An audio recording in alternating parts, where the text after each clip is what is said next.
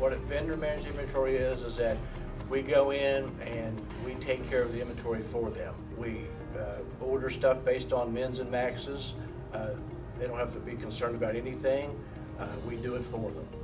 It takes the liability of them of ordering all the parts. It saves them a lot of time.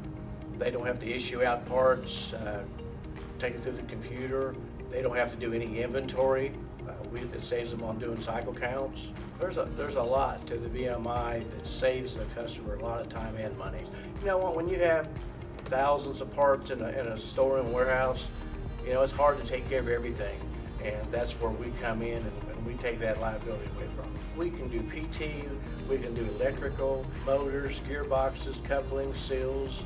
I mean, there's so much more that we can do than what our competitors can do. What I see is that, you know, our competitors there, they have vending machines, okay? We're a person. We're in there and we physically get to see people, talk to people. If they have any issues, help them out on site, where the other places just come in and just replenish their machines and then leave. You know, we have that personal touch, which I think makes a big difference.